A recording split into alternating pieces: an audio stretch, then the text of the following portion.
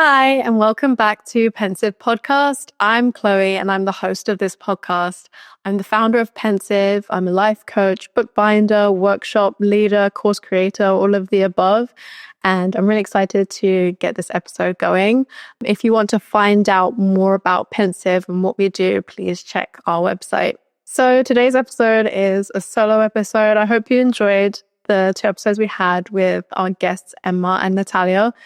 Is like the first time for me to interview people in real life on the go kind of thing. So I hope you enjoyed it. It was really fun for me. And I know these people personally, but it was really great to get to know more about them, like in depth. You know, because when you're friends with someone, you don't really sit down and ask them those kinds of questions. If you want to know more about them, definitely check out their social media. They've got a lot going on. And if you want to appear on the podcast, let me know. If you want to give feedback, just email me. We'd love to hear from you. So today's topic is productivity. And this was a really interesting thing to think about because first of all, let's address the elephant in the room. I do have a method, the MPR method, and it does include productivity. It stands for mindfulness, productivity, and relaxation. But at the same time, I have a lot of opinions about the genre of productivity and how I think it's kind of gone in a direction that's a bit too far. So that's kind of what I want to discuss today. I think productivity has become kind of popular today just because of the general, I don't want to get too political about it, but it's kind of, the world is spiraling out of control, guys.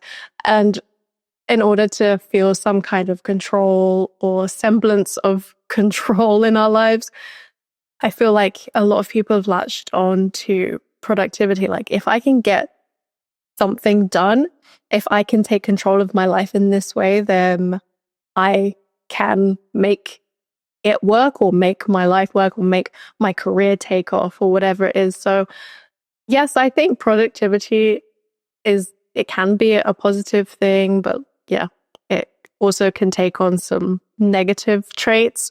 I think when you feel like chaotic or disorganized or something, it's really good to be able to channel this energy into something positive. And I think that's where productivity can really shine, because that's, like an underlying motivation for you actually wanting to make something of these feelings and emotions.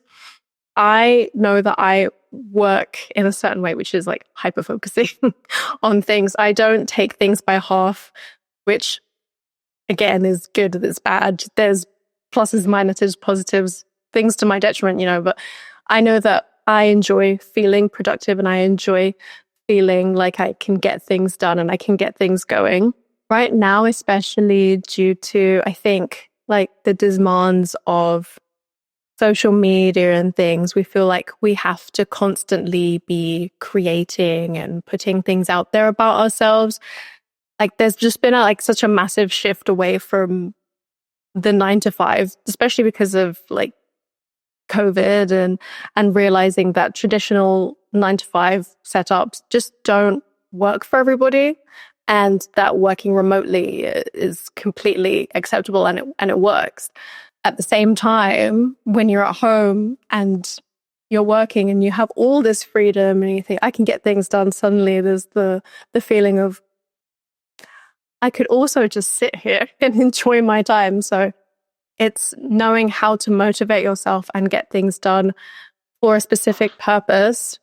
We've been so used to working in a specific way and being told exactly what to do, when to do it, how to do it, etc. And productivity really allows for you to come into yourself and understand, okay, I can do things in this way and it works for me. It's basically just saying, I'm a responsible adult. You've given me a task and I can perform it in this way. So yeah, for me, that's like a good thing about, taking hold of your responsibilities, tasks, whatever, and understanding the methodology in how you are best productive. So yeah, that's, I think, in terms of the genre of and why productivity has become so popular. It's just like this reclaiming of like your self. And I think that's a bit deep. I don't know. It's like the reclaiming of yourself. I think that's maybe taking it a bit far, but like the reclaiming of how you work and how your brain works. I don't know. I think that's where this kind of interest in productivity started for me specifically, because it was when I decided that a traditional workplace was not the best space for me. And I realized, okay, if that's not the best place and the setup does not work for me, how am I going to work? Because I have to do something, right? I have to make things work and I have to work in a certain way. So how am I going to do that? So that's where my interest in productivity started. So I started like researching productivity methods. I started my productivity journey, if that's what we want to call it, which is kind of weird, but my productivity journey while working a 9 to 5. So I was working when I was in Japan, I think when I was doing English teaching. And as well as that, I was running a magazine, and it was very apparent that this was going to be hard, but I was like, well, I have to do it because I set this whole thing up, and it's literally up to me that this will work. So what happened was that I would, do the 9 to 5. On my lunch break, I would go to an internet cafe in Japan. So if you're not familiar, it's just you rent a room and it can either be like just a chair and a computer and the internet, or just like a flat bed. So it's just like cushions on the floor. And I would choose that one because it would just be like the whole room was a bed. And I would have a nap, wake up, write articles, have another nap, and then go back to work. This would happen, every day. So I wasn't really having lunch. I wasn't really having a break either. In my mind at that time, that to me was being productive because I was making the most of my time, as in using every second of every day to do something. Because even when I came back from work, I would continue to write articles or edit or email or something. So yes, it felt busy, but what I'm realizing now is that working all the time is not efficient. Efficiency and productivity are overlapping and interlinked, but they're not the same. So it took me a while to realize, and I should have realized because I was suffering under the crushing weight of declining mental health, that it was not healthy. So that's kind of what led me into approaching things more slowly. And I think now there's the name for it, slow productivity, or maybe it was there before, but I wasn't really aware of it. But that's kind of how it started and where it's going and where it's eventually ended up as the MPR method, because I was researching all these workflow optimizations and how to be more efficient on all these methodologies and everything. And it just all seemed to be, how much work can you cram into a very short amount of time? Like from the moment you wake up to your lunch break, like how can you maximize your time? And it all seemed to be about like time manipulation. And I don't know, it never felt to me that every aspect of your life was taken into account. Obviously, like productivity is very career focused, I think. I think most people just want to be productive for their career. I want to live a whole and fulfilling life. So that's kind of where it took me with the MPR method, like all these like small realizations about what productivity is, how it can benefit me, but also not have it as the sole focus of my life. Yeah, and where it could take me is where I developed the MPR method. I think what I realized is when I started to work like at a reasonable pace rather than a go, okay, doing things, let's do more.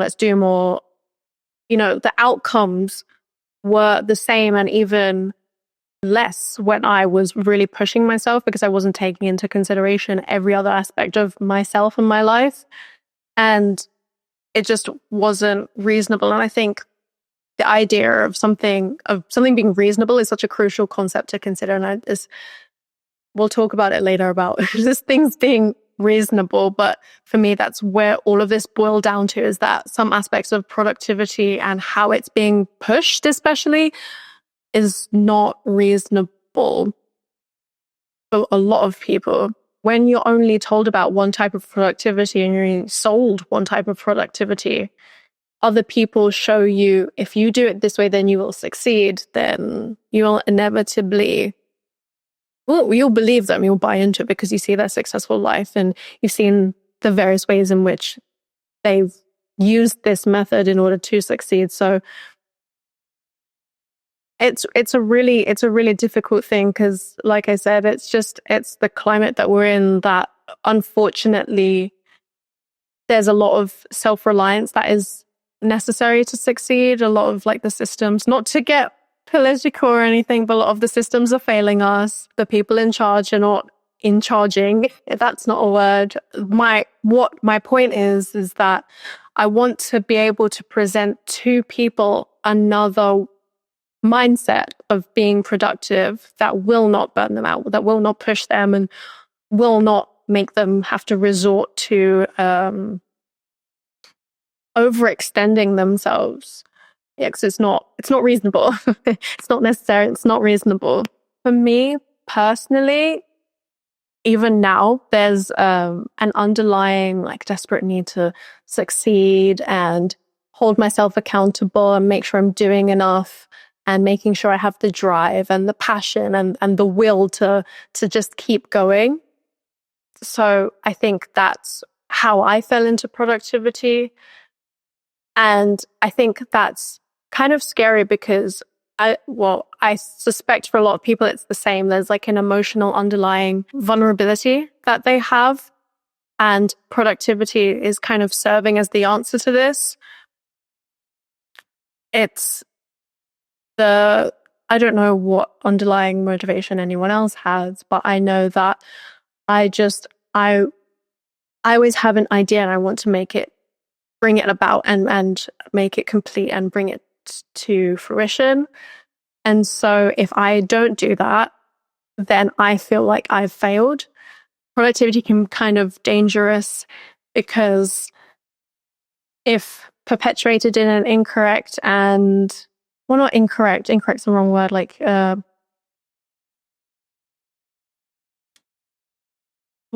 it's not incorrect because there is no correct way to do productivity. It's more of a push, it's pushed and it's forced and it's too much, I suppose. If it's given to you in that way, then it plays upon your desperations of whatever your goal is. And I don't like that. I don't like that. I think a lot of the self-help genre, which productivity kind of falls under, productivity is a mix of business and self-help all combined. And I think that genre in particular plays upon people's vulnerabilities because who doesn't want to have their dreams come to fruition? Who doesn't want to see themselves succeed? And we've been told in kind of an individualistic society that it's up to us to make things happen. And if we fail, then that's our fault. And that's such a big ask of us, considering all of the things outside of our control, societally, politically, economically. There's just so many things that we cannot control. So to ask yourself to achieve so much and do so much in such a short amount of time is unreasonable. It's completely unreasonable. I think that's where I wanted to start with this, is just having a proper and deep, introspective look at ourselves about our need to be productive. And now I want to actually talk about what is productivity, because I was looking up, not to be that person, but what is the definition of productivity, in order to have an understanding of what the problem with productivity is, we need to understand what productivity is in the first place, what the word actually means. So please excuse me for reading very strange things from the US Labor Statistics government. I can't remember what the name is. Okay, so the US Bureau of Labor Statistics says that that productivity is a measure of economic performance that compares the amount of goods and services produced, which is the output, with the amount of inputs used to produce those goods and services. So actually, let me preface this entire thing by saying that I got a B in AS level economics, not even A level, like AS. I dropped it after 1 year and I didn't enjoy it and I don't remember any of it. So let's assume that I know nothing about economics. So if I mess up and I get things wrong, that's why. So everything I know has been Googled. Thank you. So I want to look at economics because that's where this term productivity came from. And from my understanding, again, it might be wrong, but productivity is linked to productivism. Productivism or growthism is the belief that measurable productivity and growth are the purpose of human organization, e.g. work. So more production is good. So basically what it's saying is do more all the time. That's the whole point of work, is to constantly be doing more. And obviously this ties into like capitalism. We must be producing, we must be outputting at all times. And from what I understand, productivism isn't necessarily part of capitalism, but I think we've just taken on this productivist mindset currently, is that we must be doing more. And so when we're understanding productivity as a term, I think that's the underlying and intrinsic meaning that we have in our minds, is we always must be doing more. And you can see where I'm going with this. Not good. For me anyway, not good.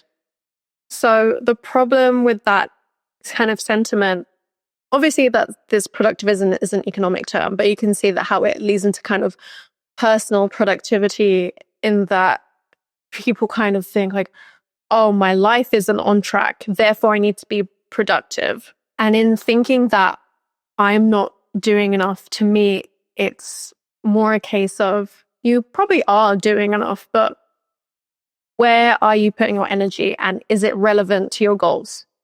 And are you streamlining your workflow? Are you taking enough time to actually review and reflect and then pursue and then do? And, so there's a lot more than just doing.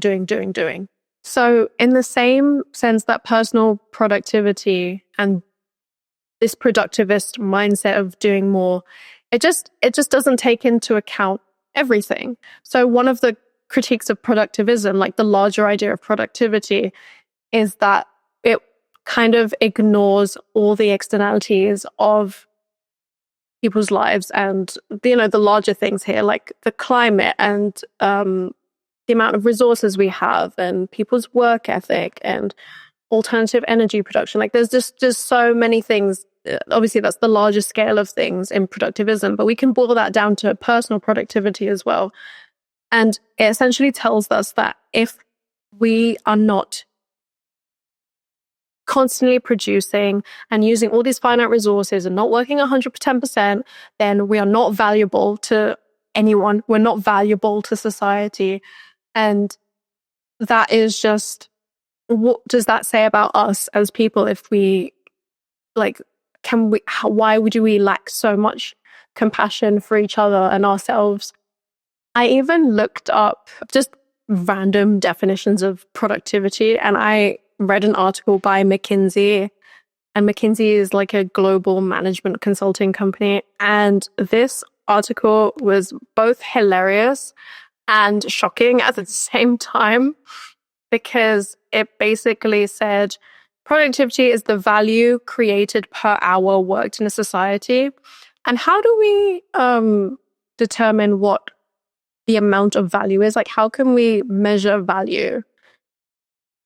Basically, the article goes on to say, again, that the only way a society and workplace can function is if we are constantly growing. It even specifically says if you stagnate in your productivity, then this is detrimental to your workforce.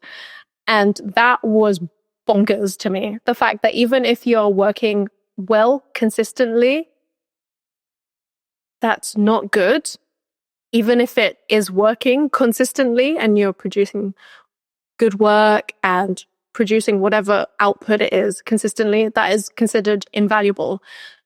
I'm really hoping that I am not the only person thinking that that is quite a scary thing to think about in terms of individuals, because as individuals, it is quite impossible to be doing more all the time. Usually when you're doing more, you have a team, and even at that, even when you push to do more with your team, there is a maximum output level that you can reach. And at some point, someone has to say stop. Someone has to pull the plug or just say, okay, well, we've gone as far as we can go with this. I don't want to push anybody anymore because we have understood that we can do this much with this amount of time and energy. Why should we do more? And I think that's just a mindset that I've come to for myself. And I hope that others can at least take a small fraction of that, because I see a lot of things online and I see a lot of people wanting to be productive, and people come to me and ask, how do I become more productive? And usually the answer doesn't lie in another facet of a productivity method. It doesn't lie in pushing yourself more and finding more energy to do more. Usually the answer is in something completely external of what you think the problem is. So I just want everyone to understand, like, the reason why I'm reading out all these definitions of economics and McKinsey and whatever is, you can't be defined by, well, productivity can be defined by a definition, but productivity doesn't even know what it wants to be. So you define what productivity is. If that's, working for 5 hours one day, 6 hours another day, 3 hours, and it feels like you're achieving enough, that's productive. It doesn't mean, okay, this is how I was working before, 9 to 5. Okay, I've been told that 8 hours a day with an hour break or whatever it is a normal work day. Therefore, I must work this way. No, you do whatever you need to do in order to get the outputs of what you want us to do or what you want to do. There are no set rules or anything that you need to achieve in order to feel fulfilled and productive. So reading this and understanding productivity from an economics perspective, a personal perspective, from a global management consultancy's perspective, it just makes me understand that nobody knows what's going on. First of all, nobody knows the truth. No one has a definition. Don't let yourself be tricked into believing that there is a set way of doing things ever, especially with productivity, because the underlying basis of it is to grow and push until you have expended yourself as a resource, and you're not a resource, you're a person. Please respect yourself and your mental health.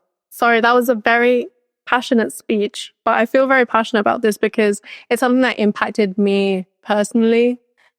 And that's why I created this method. Because yes, it does include productivity, but it's one pillar of 3. And the other 2 are equally as important, which are mindfulness and relaxation. And they are equal. And I don't want to ever call it a productivity method, because it's not a method to make you, the result is you probably will be more productive because you'll have more energy to do things. But that's not the key. The key is balance. The key is to ensure that your energy levels are there and you feel well. The whole thing is about your well-being. The productivity part is there to keep you ticking over and being able to just feel fulfilled in your goals, not just your career goals. You can have productivity goals in any aspect of your life, which is what I want to talk about now. So the MPR method, the MPR method is something that I created, and I call it a creative life management system. I wasn't sure what to call it at first, and I kind of settled on creative life management system after a lot of thinking. And I know it's something that kind of needs to be explained. If we think about just creative life management, so there's two parts of this: is creative life management and creative life management. And those two distinctions are very helpful in understanding what it is. So in short, you want to be able to manage your life in a completely holistic way, looking at all aspects, but it's a creative way of doing it. So it's not fixed, it's not rigid, it's very flexible, and it's adaptable to you and your needs. And the other part of it is that it's a creative life management. So I believe that we as individuals are creative people. We all have creative lives. It doesn't mean you're a painter or an architect or whatever.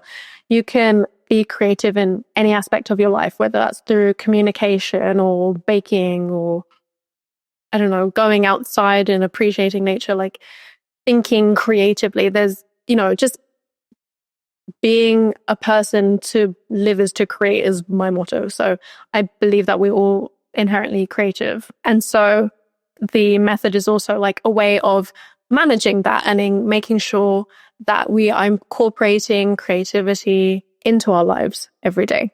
I have like 3 key principles that I always reiterate, which are get organized, stay motivated, and be creative. So this is what the MPR method basically is.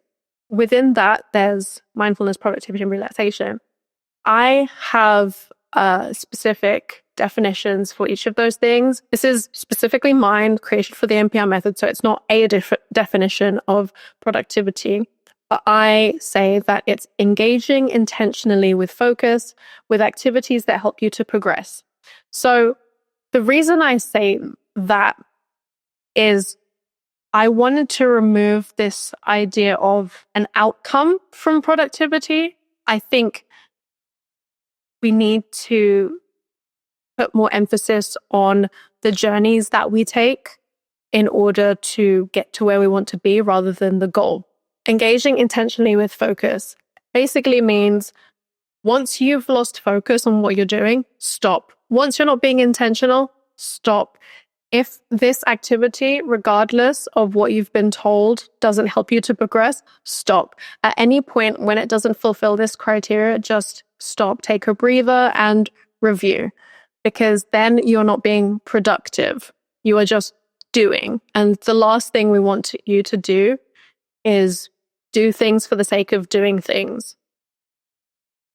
Because I believe that in order to be productive, we have to have a motivational kind of mindset or intentional and focused mindset behind it. I think just going back to the earlier definitions, talking about inputs and outputs, the input for me is not just your time, it's also your focus, it's also your energy, it's your personal resources that you have within yourself. So if you're expending a lot of these personal inputs and you're giving a lot of yourself, you want the output to be fabulous. You want the output to be great. So if you're just doing things, then I don't think the output will be what you want it to be.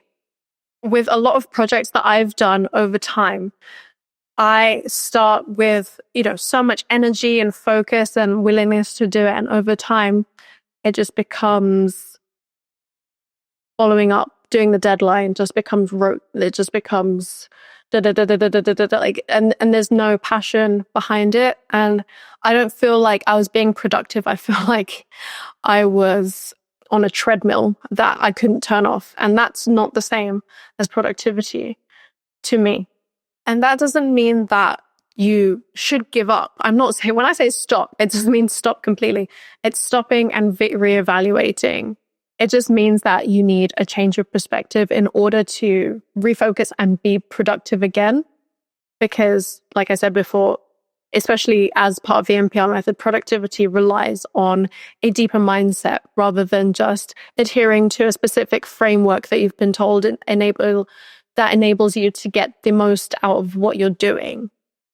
Because I think also for me, there has to be a sense of enjoyment and fun and play and self-satisfaction and mastery. If, I think everyone knows the feeling when you when you go to school and there's a bunch of subjects and you're like, well, I have to do maths until I'm 16 and I'm here. That was my one. I just didn't like maths. I was like, I have to be here, and I do the homework. I'm not being productive about it. I'm just doing it. But finally, when I went to study fashion, I was like, okay, I'd be proactive about it. I'd really engage with the literature and then I'd do all the essays and I'd spend 3 hours doing this. That's more productive than I'm going to do the homework. I'm 16. Additionally, when I say stop in terms of, when it's not intentional, stop, when you are losing focus, stop. That stop could be a break. For example, like if you're like in your career, this kind of reevaluation, like a career break or something like that, just taking a step back and looking at where you are now. Because obviously, like we spend a lot of time, building our careers and making what we want from them. So why would you just go through the motions constantly with something that, work is difficult because obviously people go to work to get paid. And for some people, that's completely fine. They just clock in, clock out, completely fine. I respect you people. Other people who want to be productive, in career or in any aspect of their life, it's always beneficial to take that short break that you need to reevaluate. So in my method, I think that when I talk about reevaluation, for example, if you're taking a long time to complete a task, I think the first thing that a lot of people will say is, okay, I've got this method and they're telling me what to do and I've followed through, but still it's taking me a long time. Why is it taking me a long time?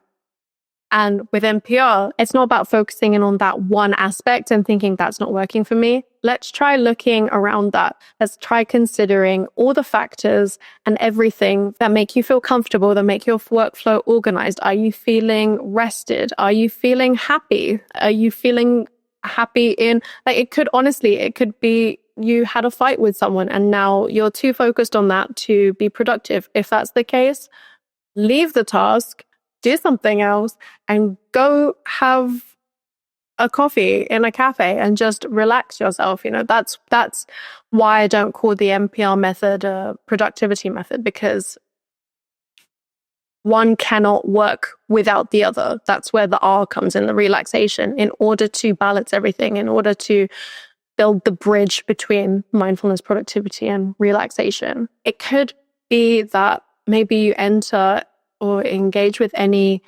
productivity method, mine included, and think, okay, well, I understand the basics and now I need more tools. I need more things. I purposely left the method to be kind of very simple, very adaptable to your needs. Very, when I say do what works for you, it's not because I'm being intentionally vague. It's because I understand that everybody is different and not everything is going to work for everybody in the same way. Not everyone has the same priorities. Not everyone works in the same way. There's a lot of things, the definitions of each aspect of mindfulness, productivity, and relaxation that are open to your interpretation, which I think will be better for the individual. So when I was developing the MPR method, I did a lot of research into productivity because I initially thought it was going to be a productivity method and it was going to be a way to get people to, like I've been critiquing essentially, is to do more. So, I looked into Ali Abdaal, Tiago Forte, Cal Newport, Tim Ferriss, like all the usual books and YouTubers and productivity gurus or whatever. It feels like just a lot of tools, a lot of things, a lot of apps, and it felt very overwhelming.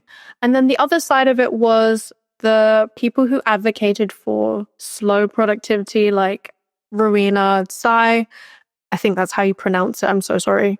And who else? Cal Newport does have a book on slow productivity. I thought that was really interesting. I haven't got around to reading it. But what was super amusing for me, I'm just flicking through because I wrote down, he has 3 key principles in slow productivity. They are, if I can find them, do fewer things, work at a natural pace, and obsess over quality. And I was like, I've heard that before. Less is more, slow and steady wins the race, and quality over quantity. So with all of these productivity methods, probably mine included, all the concepts and ideas are out there for you to discover.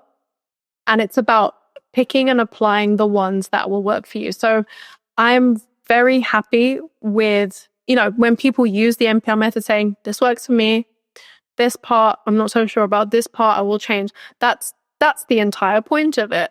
So when we are seeking out productivity methods, it's super important to not strictly adhere to the rules, as they say. I know a lot of these kind of things have the key principles or the laws or rules, and there are no rules. Just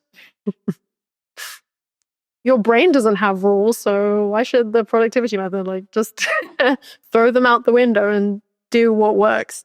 I think that it's good that someone who's quite a big figurehead, I'm talking about Cal Newport here, is pushing for this concept of slow productivity, because we have been exposed to a lot of hustle and grind culture. That's what it's called, right? Hustle and grind. I don't know. The get up at 6 a.m. and read for 10 minutes, but a summary of a book, and then journal for 15 minutes, then do yoga, and then have a smoothie, and then go for a run. The idea that you have to cram a lot of stuff into a very short amount of time in order to be more productive. And I think that in particular is quite ironic, because that stuff is saying to you, okay, if you get up and do these things, you are being productive. And then you go about and do more productive things. At any given point in your day, you are maximizing the productivity. You're absolutely maximizing your human potential. And we are not robots. We cannot be maximized. We are not The Sims, okay? We're not leveling up to level 10 if we read enough books. We are in a state of constant learning and constant progression. I'm laughing, but I'm also terrified. Yeah, I'm happy that he has this book out, Slow Productivity. I also like that Ali Abdaal has Feel Good Productivity out. So if you are interested in this genre, I recommend those books, or at least subscribe, or not subscribing, that's not the wrong word, taking on some of these concepts of enjoyment and play and slowness and intentionality, or being intentional with your productivity. Because I do think there are benefits. Like I said at the beginning, channeling your energy into something and feeling really motivated and wanting to achieve and having aspirations. These are really good things. But trying to optimize yourself, which is another thing that keeps cropping up in these productivity circles, human optimization is a concept that I really can't get behind. Any sort of optimization of self, just the word optimization, I could have a whole conversation about. It's just not realistic for a human being. I think I'm getting a bit I don't know, political or deeper on this episode, but I really feel passionate about taking everything into account. And because I feel like productivity culture makes you hone in on work and career as the defining point of you and your life. Yes, it can be fulfilling. Yes, we need money, but there's so much more to life. I hope there is so much more to life, and we should really just embrace all of that. Because in my method, productivity isn't solely confined to work. It's your activities and your creativity. It's your family life, your spirituality. There's other things that you can feel productive and fulfilled in that are your work. And I'll be talking about the activities in a separate episode, but I just really wanted to point out that these are valid forms of being productive. the idea of progression is one you should keep in mind when you think about your productivity. If you're progressing creatively, spiritually, emotionally, mentally, these are all valid forms of being productive with yourself and your self-development. Never overlook your personal life in favor of your productive life. To sum up this episode, I actually stole this comment from a YouTube video because I think it says it better than me. This was about a definition of productivity. When we do not account for externalities, you fool yourself into thinking you increased productivity while you're over-consuming, overshooting the capacity of Earth to regenerate, or polluting too much over the capacity of Earth to recycle that pollution. We'll be productive when we account for all factors, including externalities that destroy our habitat. I don't know, I really like that. So shout out to that person. You made a really great point in a YouTube comment, which is very rare for YouTube because that place is not usually very nice. Thank you for letting me steal that. That was, I guess, my thoughts about productivity. I know I went into some economic terms and definitions, but I wanted it to underscore the fact that we are dealing with, like deeply economic concepts here and applying them to individuals. There's probably a branch of like humanistic economics that this falls under. But again, I think we just have to tread carefully when it does come to applying these sort of concepts to our lives and making them the focus of our lives without taking into consideration every other aspect of our life, which is of equal, if not greater value. So those are my thoughts on productivity. And if you would like to know more about the MPR method, then I will be creating a course around it. Right now there's a free course, but there will be a full-length course where you will understand the in-depth workings of how to use the MPR method to be more productive, but also just manage your life in a very healthy and holistic way, which is what I'm hoping people take out of this. I also have a very special announcement in that I am co-hosting an event in January, on January 12th, with the Wellness Place. We will be doing a yoga session, sound bath, and I'll be doing 2 workshops. One on vision boarding with like my own twist. I created a vision book, so it's not a big vision board. This is a portable vision book. So we'll be decorating these and each attendee will get one for free. This looks exactly the same, but it's not. You'll also be getting a gratitude book, a gratitude journal, which also comes with a handy dandy pocket for affirmation cards, which will be blank and you can decorate yourself. So that's very exciting. So if you're in London, January 12th, please come to our event. It's going to be really cute. So if you want to know more, please visit our website and check the social media for where to get tickets. If you're interested in anything to do with Pensive, please check the website. It's got all the information. We also recently launched a Substack, which is very exciting. It's a newsletter/community hub. So please subscribe to that. You'll get fortnightly newsletters about what Pensive is doing and extra podcast bonus clips and long form essays if you're a paid subscriber. So yeah, there's a lot going on. The website is www.pensive.studio and then the Substack is pensivestudio.substack.com. All the relevant links will be in the description for all the social media and everything. So thanks for listening and I hope to see you in the next one.